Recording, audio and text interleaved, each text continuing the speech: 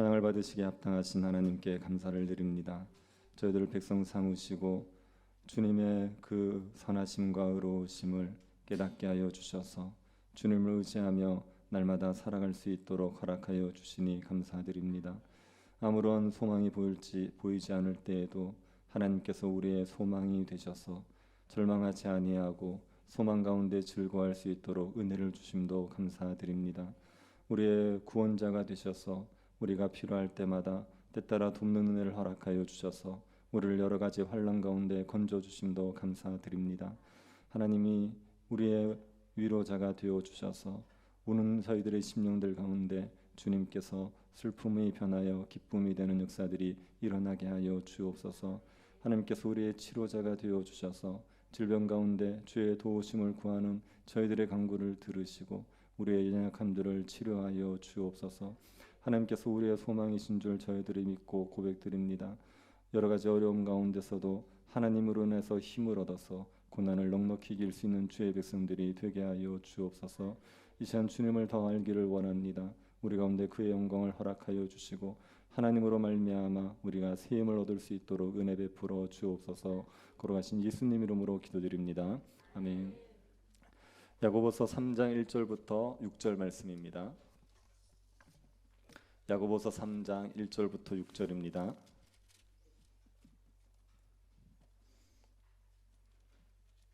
찾으셔서 한 절씩 교도하겠습니다. 찾았으면 교도하겠습니다. 내 형제들아, 너희는 선생된 우리가 더 큰 심판을 받을 줄 알고 선생이 많이 되지 말라.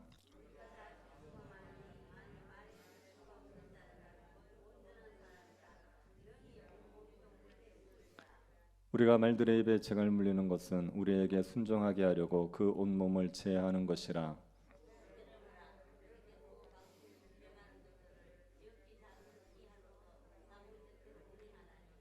이와 같이 혀도 작은 지체로 돼 큰 것을 자랑하도다. 보라, 얼마나 작은 불이 얼마나 많은 나무를 태우는가.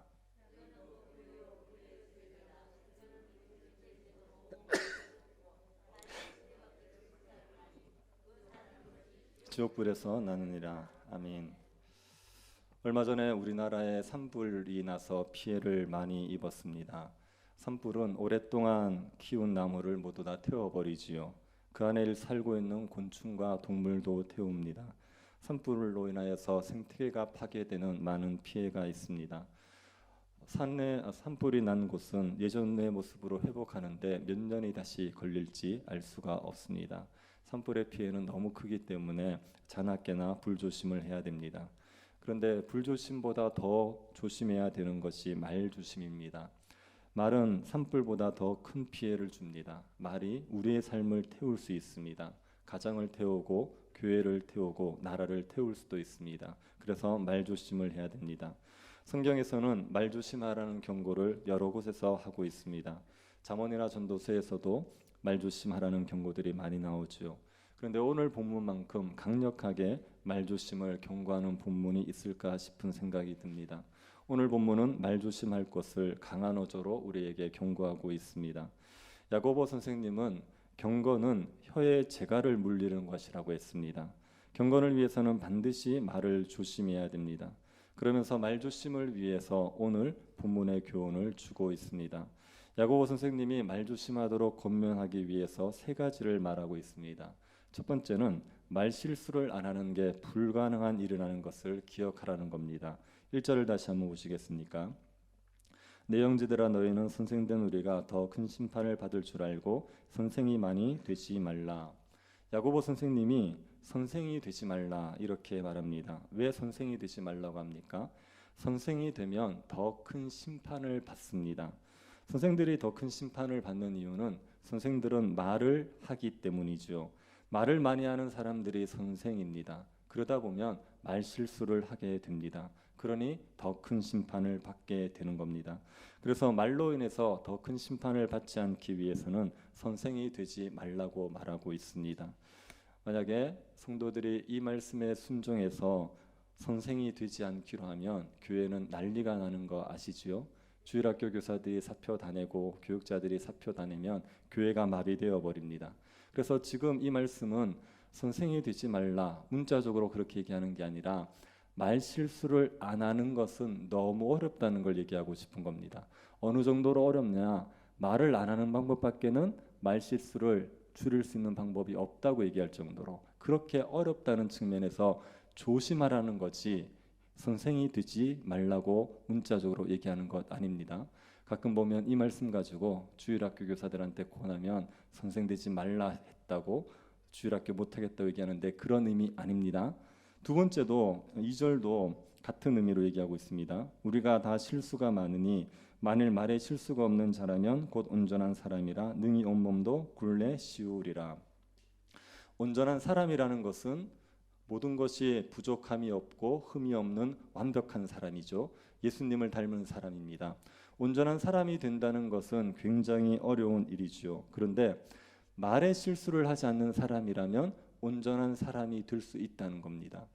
말에 실수를 안 할 수 있는 사람은 능히 온몸도 굴레 씌울 수 있는 사람입니다. 능히 온몸을 굴레 씌운다는 말은 자기가 원하는 것 모두 할 수 있다는 얘기입니다. 만약에 말 실수를 안 하는 사람이라면 그 사람은 온전한 사람이 될 수 있어요. 왜 그렇습니까? 자기가 원하는 걸 다 할 수 있거든요. 죄를 안 짓고 싶으면 안 지을 수 있고 선을 행할 수 있고 싶으면 선을 행할 수 있고 모든 걸 원하는 대로 다 하면 온전한 사람이 되는 겁니다. 말 실수를 안 하는 사람이 모든 걸 다 할 수 있어서 온전한 사람이 될 수 있다. 이렇게 얘기하는 거죠. 이 말도 그만큼 말 실수 안 하기가 어렵다. 그 얘기를 하고 있는 겁니다. 그러니까 항상 조심해라. 말 실수는 안 하기가 어려우니까 항상 조심해라. 그렇게 경고했습니다. 두 번째로 야고보 선생님은 말의 영향력이 크기 때문에 말 조심을 해야 된다. 이렇게 얘기했습니다. 3절을 보십시오. 우리가 말들의 입에 재갈을 물리는 것은 우리에게 순종하게 하려고 그 온몸을 제하는 것이라. 여기서 말은 우리가 타는 말을 말하는 겁니다. 말의 입에 재갈을 물리지요. 쇠막대기나 가죽줄을 입에다가 끼웁니다. 그 재갈은 말을 움직이기 위한 겁니다. 재갈을 오른쪽으로 당기면 말은 오른쪽으로 가죠. 왼쪽으로 당기면 왼쪽으로 가죠. 말의 덩치에 비해서 재갈이라는 건 굉장히 작습니다. 그런데 그 작은 재갈이 말을 통제하지요. 그리고 4절도 보십시오. 또 배를 보라. 그렇게 크고 강풍에 밀려가는 것들을 지극히 작은 키로서 사공의 뜻대로 운행하나니. 큰 배는 큰 광풍이 불어야지 움직일 정도로 그렇게 무게감이 있습니다. 그런데 그 큰 배가 작은 키에 움직이는 겁니다. 작은 키를 오른쪽으로 돌리면 배가 오른쪽으로 가버리는 거죠. 배 전체의 무게 크기에 비해서 키는 정말 작습니다. 근데 그 작은 게 큰 배를 움직여 가는 거죠. 말의 재갈이나 배의 키 같은 역할이 바로 혀입니다. 5절 상반절입니다. 이와 같이 혀도 작은 지체로 돼 큰 것을 자랑하도다. 혀는 우리 몸의 신체에 비해서 작은 부분에 불과하죠. 그런데 이것이 얼마나 크냐면 우리의 삶을 좌지우지해 버리게 되는 겁니다. 우리가 말을 하게 되면 그 말에 따라 몸이 움직여지는 겁니다. 우리의 삶이 왔다 갔다 하지요. 유대인들의 속담에 이런 말이 있습니다. 말이 입 안에 있을 때는 내가 말을 통제하지만 말이 입 밖에 나왔을 때는 말이 나를 통제한다. 제가 지금 이거 말과 말을 막 이렇게 길고 짧게 해야 되는데 복잡해가지고 대충 얘기합니다. 네, 거슬리더라도 들어주십시오. 그래서 유대인들은 내가 말을 내뱉기 전에는 내가 말을 통제할 수 있어요. 근데 한번 내뱉지 않습니까? 그러면 그 말이 나를 통제하는 겁니다. 이 말이 얼마나 영향력이 있는지를 얘기하는 거죠. 그래서 말 조심을 해라 이렇게 얘기하고 있습니다. 세 번째로 말이 엄청난 파괴력이 있기 때문에 조심하라는 겁니다. 5절 하반절과 6절 한번 보십시오. 보라 얼마나 작은 불이 얼마나 많은 나무를 태우는가. 혀는 곧 불이요 불의의 세계라. 혀는 우리 지체 중에서 온몸을 더럽히고 삶의 수레바퀴를 불사르나니 그 사르는 것이 지옥불에서 나느니라. 작은 불이 많은 나무를 태워버립니다. 혀는 불과 같습니다. 그래서 작은 혀가 우리의 삶을 태워버릴 수 있습니다. 가정을 태울 수도 있고 교회를 태울 수도 있고 나라를 태울 수도 있습니다. 왜 혀가 우리의 삶을 태울 수 있습니까? 혀는 불의의 세계입니다. 혀에서 온갖 불의가 다 나오는 겁니다. 사람들을 비방하는 말, 악한 말, 거짓말, 불평, 온갖 불의가 혀에서 다 나오는 겁니다. 그래서 혀가 불의의 세계입니다. 이 혀로 말미암아 우리의 삶이 불타지요. 그 불이 지옥불입니다. 혀로 말미암아서 불의를 행하고 그것 때문에 우리가 불탈 때 지옥불에 타는 고통을 겪게 되는 거죠. 말이 이렇게 엄청난 파괴력이 있습니다. 그러니 말 조심을 해야 합니다. 혀를 다스려야 됩니다. 우리가 어떻게 혀를 다스릴 수 있는지 그 지침을 한번 살펴보도록 하겠습니다. 우선 우리가 피해야 할 혀의 죄가 무엇인지를 생각해 보십시오. 우리는 어떤 말 실수를 하지 말아야 됩니까? 첫 번째는 신성모독을 하는 말을 하지 말아야 됩니다. 히스기야 시대에 랍사게가 와서 신성모독을 하지요. 하나님이 너희를 도와주신다 생각하지 마라. 어떤 신이 자기 백성을 아수르의 손에서 구해낸 신이 있느냐? 하나님, 너희 하나님도 똑같다. 하나님이 너희를 구할 것이라는 그런 거짓말에 속지 말라, 그렇게 얘기했습니다. 이게 신성모독을 하는 겁니다. 하나님의 능력을 폄하하고 하나님의 존재를 무시하는 그런 말들은 신성모독의 말이 되죠. 이런 말이 혀의 죄가 되어버립니다. 이런 말들을 하지 않도록 조심해야 되는 겁니다. 우리도 은연중에 하나님 앞에 기도한다고 다 들어줍니까? 됩니까? 그렇게 얘기할 수 있죠. 그렇게 얘기하는 것들이 신성모독의 죄가 되는 거죠. 그래서 하나님을 모독하는 말을 하지 마십시오. 하나님이 살아계신다 인정하고 그분을 높이는 말을 해야 되는 거죠. 두 번째로 잘못된 교리를 가르치는 걸 조심해야 됩니다. 하나님에 대해서 잘못된 교리를 가르치지 않도록 조심해야 됩니다. 교회가 전통적으로 지켜오는 교리가 있습니다. 기독교 역사가 오래되지 않았습니까? 그 오랜 역사 동안에 교회에서 계속 내려오는 교리라는 게 있습니다. 우리가 한 번씩 듣는 웨스트민스터 신앙 고백서, 하이델베르크 요리문답서, 이런 것들은 교회가 전통적으로 내려오는 교리들을 잘 정리해 둔 겁니다. 그런 것들이 우리가 합의된 그리고 성경적인 교리이기 때문에 그런 것들을 얘기해 줘야 됩니다. 우리가 개인적으로 하나님에 대한 체험을 할 수가 있죠. 그런데 그런 체험들을 가지고 그런 체험들이라도 교리와 일치할 때 하나님이 이렇다라고 얘기해야 되지, 그냥 자기의 체험 하나만 가지고 그냥 얘기하다 보면 하나님에 대해서 잘못된 걸 가르칠 수 있습니다. 그 또한 혀로 죄를 짓게 되는 겁니다. 세 번째는 다른 사람들의 경건을 조롱하지 말아야 됩니다. 다른 사람들이 경건하게 행하는 걸 가지고 조롱거리로 삼으면 안 됩니다.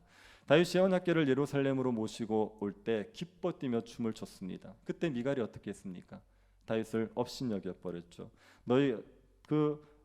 다윗이 그렇게 뛰어노는 게 채통 없는 일이라고 다윗을 업신여겼습니다. 다윗의 경건을 미갈이 조롱한 것입니다. 산발락과 도비아는 느헤미야가 성전을 지을 때 그 느헤미야가 성전 짓는 일을 조롱했습니다. 너희같이 미약한 자들이 뭘 하려느냐? 너희가 만드는 성은 여호가 올라가도 무너질 거다. 그렇게 조롱을 했습니다. 이런 죄를 짓지 말아야 됩니다. 하나님 앞에서 경건 생활을 하는데 그것을 조롱하거나 하나님을 위해서 섬기는데 부족하다고 해서 그것을 조롱거리로 삼으면 안 됩니다. 어른들은 그런 경우 없는데요. 중고등학생들 데리고 수련회를 가잖아요. 그러면 중고등학생들이 수련하면서 은혜 받아서 울면서 기도하는 거 있습니다. 그렇게 울면서 기도하고 나면 나중에 애들이 막 놀리는 거예요. 너 울면서 기도했지? 막 이렇게 놀리는 겁니다. 그렇게 놀려가지고 그것 때문에 울면서 기도하고 싶어도, 원래도 기도도 안 하는데 한번 그렇게 은혜 한 번 받아서 울면서 기도하고 싶어도 못한 애들이 있는 겁니다. 그렇게 조롱하는 거는 이건 죄를 짓는 거지요. 우리가 어떤 사람이 교회를 섬기는 데 있어서 부족함이 있을 수 있어요. 그런데 그렇다고 해서 그걸 가지고 조롱거리로 삼으면 안 됩니다. 또 우리와 신학이 다를 수 있습니다. 교단이 다르고 신학이 다른데 그걸 가지고 조롱거리로 삼는다든지, 신앙의 스타일이 다른데 그것을 가지고 조롱거리로 삼는다든지 하면 안 됩니다. 다른 사람들의 경건을 폄하하지 마십시오. 그게 혀의 죄를 짓는 겁니다. 네 번째는 그리스도의 사역자들을 모함하거나 복음을 전하지 못하도록 금지하는 겁니다. 열심히 복음을 전하고 있는 사람들을 흠집내버리는 거죠. 그리고 그의 가르침을 이단적이라고 한다든지 도덕적인 허물을 들추어서 비난할 수 있습니다. 복음을 가르치는 걸 금지할 수도 있습니다. 이게 혀로 죄를 짓는 겁니다.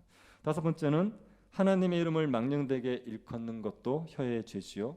하나님의 이름을 조롱거리로 삼거나 하나님의 이름을 욕되게 하는 것, 그런 건 혀로 죄를 짓는 겁니다. 여섯 번째, 거짓 맹세, 거짓말입니다. 위기를 벗어나기 위해서 거짓 맹세하거나 거짓말하는 게 대표적인 혀의 죄지요. 일곱 번째는 위선의 말 혹은 자랑의 말입니다. 사람들에게 좋게 보이기 위해서 위선적인 말을 할 수 있습니다. 아니면 자기를 자랑하는 말, 이런 것들은 혀의 죄입니다. 여덟 번째는 거룩한 말을 해야 될 때 평범한 말을 하는 겁니다. 이건 무슨 얘기냐면 그 시간이 거룩한 걸 얘기해야 될 시간이에요. 근데 그때 너무나 일상적인 얘기를 하는 겁니다. 예를 들면 설교 시간은 하나님의 말씀을 가르쳐야 될 거룩한 시간 아닙니까? 근데 이때 그냥 일상적인 잡담 수준의 이야기를 하는 거죠. 그렇게 얘기하는 것도 죄가 되는 겁니다. 같이 모여서 은혜를 나누는 거룩한 시간에 그럴 때 일상적인 정말 그냥 아무 데서나 할 수 있는 그런 얘기들을 하고 있다. 그러면 그것도 죄가 되는 겁니다. 또 아홉 번째, 다른 사람들을 설득해서 죄를 짓게 하는 것도 혀의 죄입니다. 교회 다니는 청년이 회사 들어가서 술 마시지 않겠다고 하면요, 술 마시라고 유혹하는 집사님들이 등장하게 돼 있어요. 나도 교회 집사다. 나도 마시는데 왜 너는 안 마시느냐. 그렇게 하는 분들이 있습니다. 불법을 저지르지 않으려는데 자신이 먼저 불법을 저질렀다고 다른 사람이 불법을 저지르도록 유혹하는 것. 신앙생활을 열심히 하는 사람들을 유혹해서 대충 하도록 만든다. 이거는 혀로 죄를 짓게 되는 겁니다. 열 번째, 다른 사람을 저주하는 말이나 비방의 말이지요. 화가 난다고 해서 사람을 저주하면 안 됩니다. 그리고 다른 사람에 대해서 험담하는 것도 혀의 죄가 됩니다. 열 번째는 아첨의 말입니다. 아첨의 말은 사람들에게 듣기 좋게 하는 말입니다. 아첨의 말이 큰 해를 가져올 수가 있습니다. 어떨 때 큰 해를 가져오냐면 영혼의 상태와 관련돼서 아첨의 말을 할 때입니다. 어떤 사람이 예수님을 믿지 않아요. 그런데 그 사람 듣기 좋게 하기 위해서 예수님을 믿는 자라고 추켜 세울 수 있습니다. 어떤 사람들이 불경건하고 불의하게 살아가고 있습니다. 그러면 천국에 못 들어갑니다. 그런데도 천국에 들어갈 수 있는 것처럼 듣기 좋은 말을 할 수가 있습니다. 그렇게 영혼의 상태를 속이는 아첨의 말을 하게 되면 그 사람의 영혼을 지옥으로 던져버리는 큰 해를 주죠. 그래서 이것도 말의 죄가 되는 겁니다.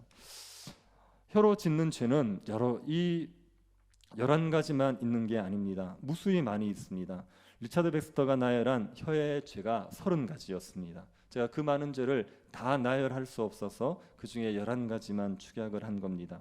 그래서 혀의 죄가 어떤 것인지를 일일이 다 알기보다는 혀를 어떻게 사용해야 되는지를 아는 게 좀 더 낫지 않겠습니까? 하나님께서 우리의 혀를 왜 주셨겠습니까? 우리의 혀는 무엇을 할 때 써야 됩니까? 첫 번째, 하나님의 이름을 높임으로 하나님을 영화롭게 하기 위해서 사용해야 되지요. 하나님을 찬양하도록 우리에게 혀를 주셨습니다. 우리가 찬양을 부르는 건 우리의 혀를 너무 잘 사용하는 거죠. 찬양이 좀 많았으면 좋겠습니다. 지금 일주일에 우리가 한 번 정도 찬양 드리는데 찬양이 좀 더 많아서 우리가 혀를 잘 사용했으면 좋겠습니다.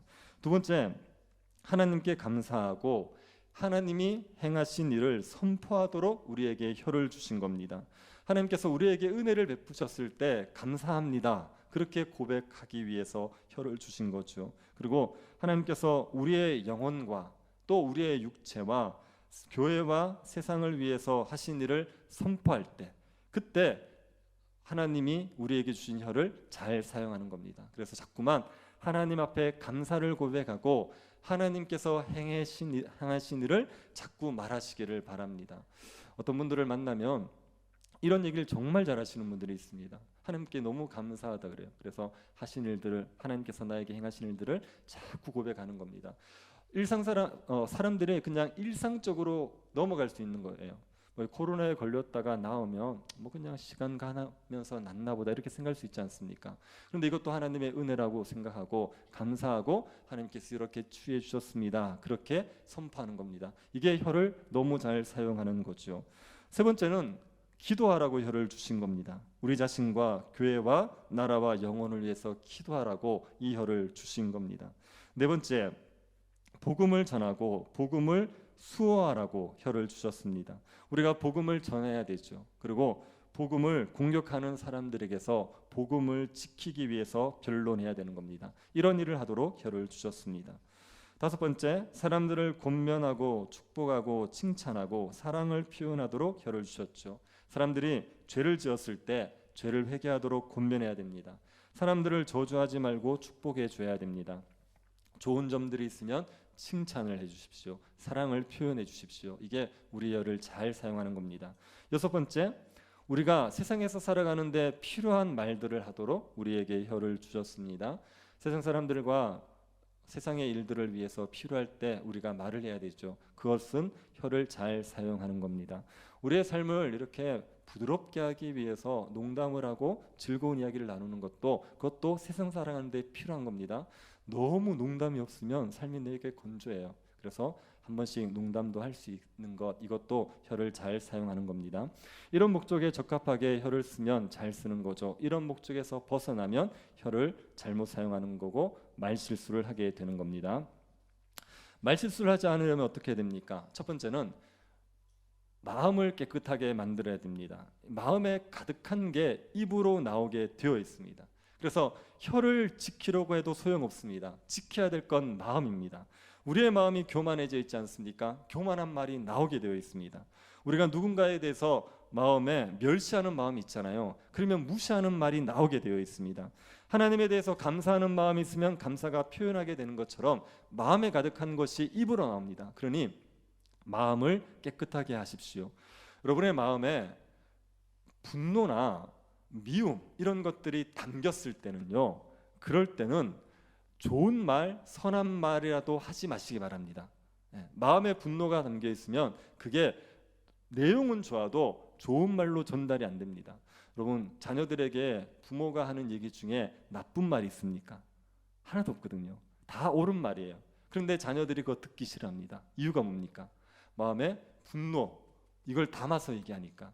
말은 옳은데요, 그런데 그 말을 하는 태도가 분노를 담아서 얘기하니까 그게 상처가 되는 겁니다. 그래서 마음에 합당한 감정이 있지 않은 상태에서는 아무리 옳은 말이라도 하지 마십시오. 성경적인 권면을 할 때 마음에 분노를 가지고 얘기하시면 안 돼요.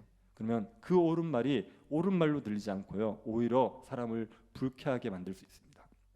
그러니까 반드시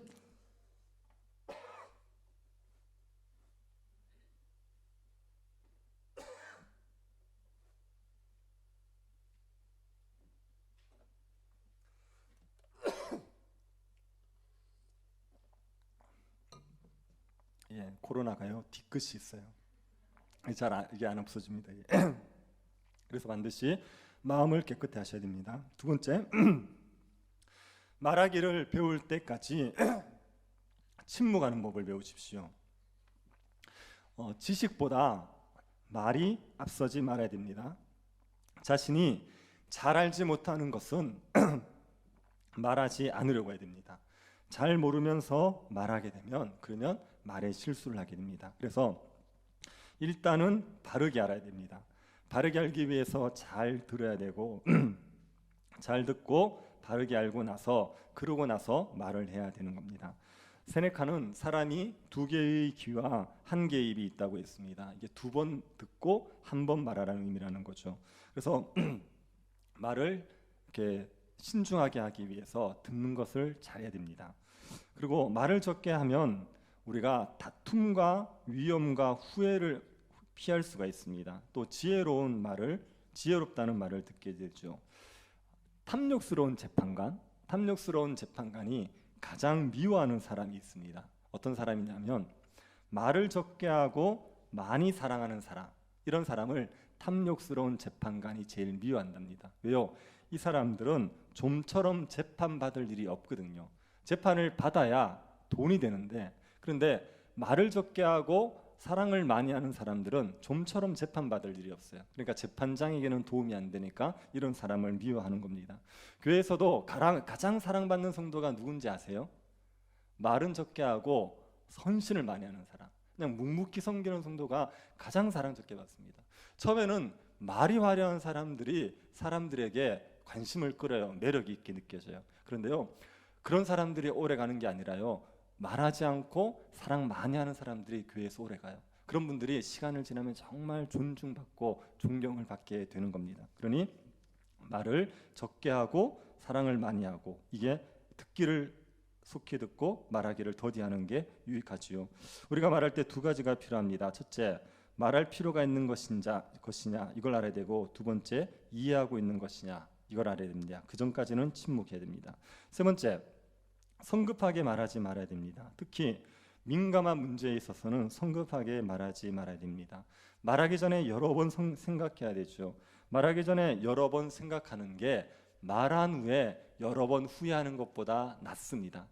말하기 전에는 아무리 많이 생각해도 괜찮아요. 근데 말을 하고 나서 후회를 많이 하는 것은 우리가 소용이 없죠. 그러니까 말을 신중하게 해야 됩니다. 잠언 29장 20절에 이런 말씀이 있습니다. 내가 말이 조급한 사람을 보느냐, 그보다 미련한 자에게 오히려 희망이 있느니라. 말이 조급한 사람은 미련한 사람보다 못해요. 말이 앞서면 안 됩니다. 네 번째, 감정이 고조되었을 때 침묵하셔야 됩니다. 감정은 우리의 판단을 흐리게 만들어 버립니다. 그래서 감정이 고조된 상태에서는 성급하게 말하면 실수하게 되어 있습니다. 화가 나면 아무 말이 막 나오지요. 그래서 큰 실수를 하게 되는 겁니다. 그리고 거룩한 감정이 고조되었을 때도, 그때도 함부로 말하시면 안 됩니다. 부흥회 가서 은혜 받아서 거룩한 감정이 충만할 때 있죠. 그때 사고를 치시는 겁니다. 그때 소원을 하는 겁니다. 자식을 신학교에 보내겠다, 헌금을 바치겠다. 그러고 나서 집에 돌아와서 감정이 식고 나면 땅을 치고 후회하는 거죠. 내가 왜 그랬느냐, 그러고 후회하는 겁니다. 그래서 거룩한 감정이 고조되었을 때, 그때 성급하게 말하지 마시기 바랍니다. 중고등부나 청년들 집회 가면 분위기가 막 달아올랐을 때 사람들이 자기 죄를 고백하는 경우가 있어요. 공개적으로 자기의 죄를 막 고백해버립니다. 아주 부끄러운 죄들까지도 다 얘기해버려요. 감정이 되게 고조된 분위기에서는 그런 얘기를 하는 게 용납이 되죠. 그런데 집회 끝나고 제정신으로 돌아와 보십시오. 얼마나 서로 민망한지 모릅니다. 그러니까 감정이 고조되었을 때 성급하게 말하지 말아야 됩니다. 로이드 존 목사님은 전도 집회를 할 때, 전도 집회 때 콜링을 하는 경우가 있죠. 예수 믿을 사람 나오십시오, 이렇게 얘기하는 거 있죠. 이거를 반대했어요. 전도 집회 때 막 분위기가 고조되었을 때, 그때 예수 믿을 사람 나오십시오, 그렇게 얘기해서 나왔다 칩시다. 그 사람 돌아가가지고 감정 식어버리면 옛날처럼 사는 거예요. 그렇게 결단하지 말라는 겁니다. 아무리 은혜를 받았다고 치더라도 그때 결단하지 말고 집으로 돌아가서 며칠 지나도 마음이 변하지 않으면 그때 결단하라는 겁니다. 이게 지혜로운 방법입니다. 그러니 거룩한 감정이 아무리 충만해도 성급하게 하나님 앞에 뭘 결단하거나 사람들에게 말하지 마시기 바랍니다. 다섯 번째, 하나님이 나의 말을 듣고 계신다는 걸 의식하면서 말하십시오. 내가 하는 말이 하나님이 들으시기에 합당한 말인가, 이걸 생각하셔야 됩니다. 우리의 말이 거룩한 법과 일치하는지 생각하셔야 됩니다. 하나님의 심판대 앞에 칭찬받을 말일까 생각해 봐야 됩니다. 여섯 번째, 하나님께 혀의 죄에서 우리를 지켜달라고 기도하십시오. 다윗이 이런 기도를 했습니다. 여호와여, 내 입에 파수꾼을 세우시고 내 입술의 문을 지키소서. 우리의 말이 실수가 되지 않도록 하나님께서 내 입에 파수꾼을 세워주십시오, 이렇게 기도하는 거죠. 우리가 예민한 문제를 다룰 때는 이런 기도가 많이 필요하겠죠. 정말 사람들을 실족시킬 수 있다든지, 복음에 대해서 논증해야 된다든지, 말이 실수가 없을 때 이런 기도를 해야 되는 겁니다. 그리고 하루를 시작할 때 이런 기도를 하면 너무 좋겠죠. 하나님, 오늘 저에게 입에 파수꾼을 세워주십시오. 제가 말 실수하지 않게 해주십시오. 이런 기도를 할 수 있으면 좋겠죠. 일곱 번째, 혀의 죄를 지었을 때 그것을 회개해야 됩니다.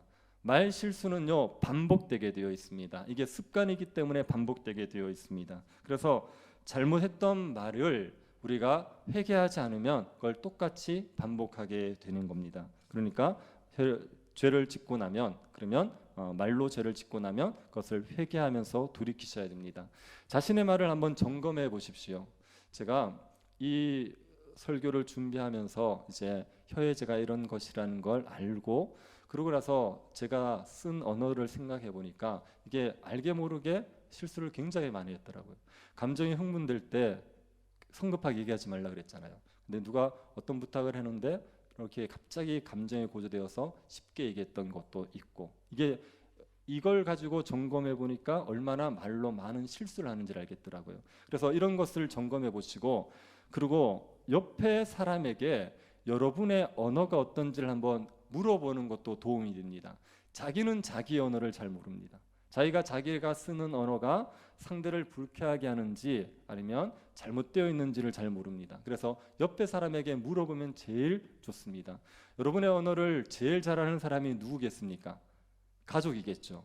네, 가족에게 물어보면 정확하게 얘기해 줍니다. 물론 마음의 상처를 받을 건 각오하셔야 됩니다. 기분은 안 좋을 겁니다. 그래도 이걸 가지고 자기 언어를 한번 이제 점검해 보는 것도 유익하죠. 제가 몇 가지 말씀드리면, 대화를 할 때 상대방의 말을 잘 잘라 드시는 분 계십니다. 그래서 열심히 얘기하고 있는데 중간에 싹둑 잘라서 자기 얘기, 듣지를 않고 계속 얘기만 하시는 분들이 있어요. 아니면 상대가 말을 해도 대꾸를 안 하는 경우가 있습니다. 물으면 대답을 해야 되지 않습니까? 대꾸를 안 하는 경우도 있습니다. 상대방의 말에 대해서 맞장구를 쳐주기보다는 반박을 잘하는 경우가 있어요. 뭐라고 얘기하면 그렇지 이렇게 얘기해 주면요, 얘기하는 사람도 되게 좋잖아요. 그런데 뭐라고 얘기하면 그런데 내가 생각엔 그렇게 얘기하면서 자꾸만 가르치려고 하고 반박을 하는 겁니다. 그럼 이게 다른 사람들에게 좋은 대화가 될 수가 없지요. 사람을 무시하는 투로 말을 하는 경우가 있고요, 지시하고 가르치려고 합니다. 이런 사람들이 사람들의 마음을 불편하게 합니다. 그런데 자신이 이렇다는 걸 잘 몰라요. 그러니까 옆에 있는 사람들에게 이런 얘기를 들으면, 조언을 받으면 자기의 언어 습관을 생각해보고 돌이키면 유익합니다. 그래서 이런 것들로 가지고 말의 죄를, 혀의 죄를 피하기 위해서 조심하는 게 좋지요. 그리고 우리가 하는 말로 하는 죄 중에 거짓말이 있습니다. 이게 우리가 하는 말 중에 많은 혀의 죄가 되죠. 거짓말을 하지 않기 위한 지침을 한번 생각해 보죠. 거짓말은 논리적 진리와 윤리적 진리를 말하지 않는 겁니다. 논리적 진리라는 것은 우리가 하는 말이 사실과 일치하는 게 논리적 진리입니다. 호랑이라고 얘기하면 논리적 진실을 얘기한 거죠. 그런데 호랑이를 고양이라고 얘기해 보십시오. 그럼 논리적 진리가 아니지 않습니까? 그래서 논리적 진리라는 건 우리의 말과 사실이 일치하는 겁니다. 윤리적 진리라는 것은 우리의 말과 마음의 생각이 일치하는 겁니다. 마음으로는 A가 옳다고 생각해요. 그런데 말은 B라고 얘기하는 겁니다. 그러면 그게 거짓말이 되는 거죠. 우리가 논리적 진리와 윤리적 진리를 말하지 않을 때 그게 거짓말이 되어버립니다. 우리가 거짓말을 하지 말아야 됩니다. 거짓말을 하지 않으려면 먼저 논리적 진리를 알아야 됩니다. 무엇이 사실인지를 정확히 알아야 됩니다. 그리고 사실을 그대로 표현할 수 있어야 됩니다. 잘 표현할 수 있어야 되죠. 우리가 A를 A라고 표현해야 되는데 B로 알아듣게 표현하는 경우들이 많습니다. 그러다 보니까 오해가 될 수가 있죠. 그래서 사실을 정확히 알고 잘 표현하기 위해서 노력해야 됩니다. 우리가 어떤 사실을 정확하게 알기를 게을리해서 잘못 전달하게 되면 거짓말하는 죄를 짓게 되는 겁니다. 이건 의도적으로 다른 사람을 속이기 위한 죄보다는 나쁘진 않지만 그래도 이것도 거짓말이 되는 겁니다. 우리가 어떤 사람을 속이기 위해서 선한 목적으로 거짓말을 할 때가 있죠. 우리가 흰 거짓말이라고 얘기하는 거. 성경에 보면 라합이 정탐꾼을 살리기 위해서 여리고 군사들에게 거짓말했단 말입니다. 이거는 거짓말로 보아야 됩니까? 거짓말이 아닙니까? 이건 거짓말이라고 해야 됩니까? 아니라고 얘기해야 됩니까? 네. 이거 거짓말은 거짓말이에요. 그래서 이게 말씀드렸다시피 논리적 진리, 윤리적 진리가 아니면 어떤 것이든지 다 거짓말이에요. 그런데 이런 거짓말은 악한 게 아니라서 문제 삼지 않는 겁니다. 이게 거짓말이 아니라서 문제 삼지 않는 게 아니라 이런 거짓말은 악한 게 아니기 때문에 하나님께서 여기에 대해서 문제 삼지를 않는 겁니다. 그래도 거짓말은 거짓입니다. 그래서 이런 거짓말을 우리가 해도 될 때가 있어요. 사람에게 약을 먹여야 되는데 이 사람이 약을 안 먹으려고 합니다. 그럴 때 우리가 속일 수 있죠. 애들이 너무 약을 먹기 싫어요. 그럼 약이 아니라 사탕 먹자 이렇게 속일 수 있지 않습니까?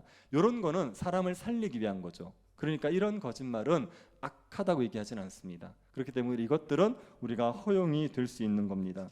하지만 우리는 최대한 진실하기 위해서 노력해야 됩니다. 선의의 거짓말을 남발하시면 안 됩니다.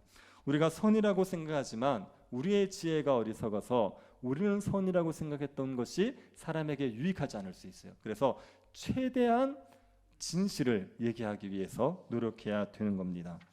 거짓말을 하지 않기 위해서 어떻게 해야 됩니까? 먼저 거짓말이 죄라는 것을 명확하게 이해하십시오. 거짓말이 다른 사람에게 큰 해악을 끼치지 않는다고 하더라도 거짓말은 그 자체가 죄가 됩니다. 왜 죄가 됩니까? 첫 번째는 하나님께서 주신 혀를 잘못 사용하기 때문에 죄입니다. 하나님 우리에게 진리를 말하도록 혀를 주셨어요. 그런데 거짓말을 사용해버리면 혀를 잘못 사용하는 죄를 짓게 되는 겁니다. 두 번째는 거짓말은요, 진리를 파괴해버려요. 진실을 파괴해버립니다. 진리는 사람들을 지혜롭고 선하고 행복하게 만드는 하나님의 도구입니다. 진리가 없으면 사람들이 얼마나 고통을 겪는지 한번 생각해 보시기 바랍니다. 만약에 사람들이 무엇이 참된 진리인지 옳은지를 모른다고 생각해 보십시오. 그러면 얼마나 혼란에 빠지고 살아가는지 모릅니다. 여러분의 마음이 번민이 많을 때가 언젠지 한번 생각해 보십시오. 확실한 걸 못 붙들면, 확실하게 모르면요, 그때 번민이 많아요. 근데 우리가 확실한 진리를 알게 되면 마음에 평안이 찾아옵니다. 왜 예수 믿는 사람들이 평안합니까? 우리는 분명한 진리를 아는 거예요. 예수 우리가 구원의 길이라는 걸 아는 겁니다. 그러니까 우리의 마음에 평안이 있는 겁니다. 진리는 사람들을 지혜롭게 하고 선하게 하고 행복하게 만드는 하나님의 도구인 겁니다. 그런데 이 진리를 거짓이 훼손시키거든요. 사람들이 진리를 믿지 못하도록, 진실하지 못하도록 훼손시켜 버립니다. 그것 때문에 사람들이 고통을 겪게 되니까 거짓말이 사람들에게 이 자체가 죄가 되는 겁니다. 만약에 세상에 사람들의 서로를 믿지 못한다고 생각해 보십시오. 얼마나 세상이 엉망이 되고 힘들어지겠습니까? 사람들을 서로 믿지 못하게 만들게 하는 게 뭐냐면 거짓말이거든요. 그러니까 거짓은 그 자체가 죄가 되는 겁니다. 또 거짓말은 우리가 하나님을 닮지 않고 마귀를 닮게 만드는 죄입니다. 하나님은 진실하신 분이에요. 그러니 우리도 진실해야 됩니다. 거짓말은 마귀의 주특기입니다. 하나님의 백성인 우리가 마귀의 주특기인 거짓말을 사용하는 것은 하나님을 닮지 않고 마귀를 닮아가는 거죠. 그러니 이게 죄가 되는 겁니다. 거짓말이 하나님 앞에서 어떻게 큰 죄가 되는지를 기억하십시오. 두 번째, 거짓말을 하지 않으려면 거짓을 필요로 하는 죄를 짓지 말아야 됩니다. 우리가 죄를 짓고 그것을 감추기 위해 거짓말할 때가 많아요. 도둑질을 했습니다. 도둑질을 했다는 것이 밝혀지면 처벌을 받으니까, 그러니까 거짓말을 하는 겁니다. 그래서 거짓말을 하지 않으려면 거짓말을 필요로 하는 죄를 짓지 말아야 돼요. 그리고 죄를 지었으면 거짓말로 덮으려고 하지 마십시오. 죄를 거짓말로 덮으려고 하는 것은 마귀에게 자기의 죄를 덮어달라고 부탁하는 겁니다. 하나님이 빛이시기 때문에 하나님은 모든 걸 드러내세요. 우리의 죄는 어차피 드러납니다. 그러니까 거짓말로 덮으려 하지 말고 그냥 잘못했으면 잘못했다고 인정을 하셔야 되지, 이것을 거짓으로 회피하려고 해서는 안 되는 겁니다. 그래서 거짓말을 해야 될 사항을 만들지 마시고, 혹시 잘못했으면 그러면 죄를 고백하시기 바랍니다. 세 번째, 사람보다 하나님을 더 두려워야 되죠. 사람을 두려워하는 게 거짓말의 보편적인 원인입니다. 거짓말은 사람을 속이는 거지 하나님을 속이는 건 아니죠. 하나님은 속일 수가 없습니다. 그래서 사람만 속이면 된다고 생각하기 때문에 거짓말하는 거죠. 이건 하나님에 대한 두려움이 없는 겁니다. 하나님을 두려워하셔야 됩니다. 네 번째는 거짓말을 하지 않으시려면 야망을 내려놓으십시오. 세상에서 성공하고 싶은 야망이 있으면 거짓말 자꾸 하게 됩니다. 사람들이 듣기 좋은 소리 하려다 보면 거짓말하게 되는 거죠.